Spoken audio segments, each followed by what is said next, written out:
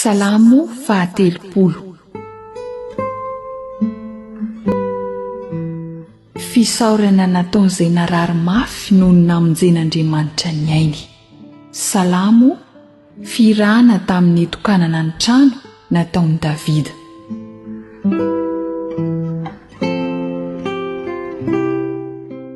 Hanandratra anao a Jehovah fa nanintona niakatra ianao, ka tsy nataonao fifalian'ny fahavariko a. Jehovah Andriamanitra nitaraina taminao a dia nahasitrana ianao. Jehovah, efa nampakatra ny fanahiko avy tany amin'ny fiaina tsy hita ianao, efa nampody ny aiko ianao mba tsy ho isan'izay midina ny andavaka.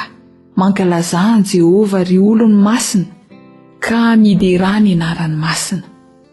Fa indray mpimaso ihany ny fahatezerany, nefa mandritra ny andro iainany kosa ny fankasitrahany.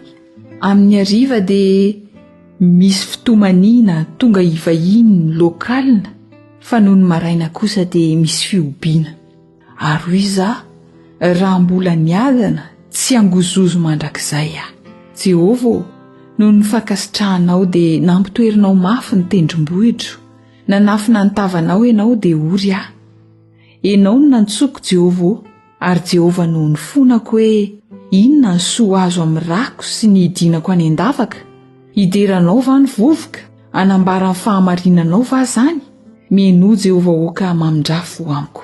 Jehovah, aoka ho mpamonjy ahy ianao, efa nampody ny fisaonako fandihizana ianao. Efa nanaisotra ny lamba fisaonako ianao ka nampisikina fifaliana, mba ankalazan'ny fanahiko anao ka tsy angina. Jehovah Andriamanitra, hideranao mandrakizay aho.